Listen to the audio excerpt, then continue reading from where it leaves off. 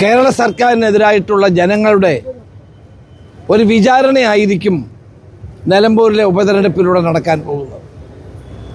ഇത്രയും ജനവിരുദ്ധമായ ഒരു ഗവൺമെൻറ് കേരളം ഭരിച്ചിട്ടില്ല.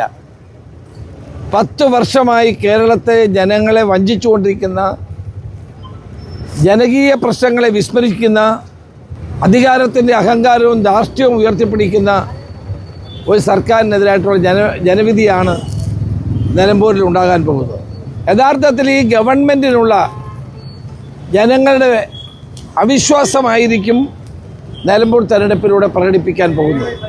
തെരഞ്ഞെടുപ്പിൽ കാണാൻ കഴിയുന്നത് മലയോര കർഷകരുടെ പ്രതിഷേധം, സാധാരണ ജനങ്ങളുടെ സർക്കാരിനോടുള്ള കടുത്ത വിരോധം, മാത്രമല്ല ഒരു ഭരണമാറ്റം ഉണ്ടാകണം എന്നുള്ള ജനങ്ങളുടെ ഉത്കടമായ അഭിലാഷം, ഇതെല്ലാം തെരഞ്ഞെടുപ്പിൽ കാണാൻ കഴിയുന്ന കാര്യമാണ്.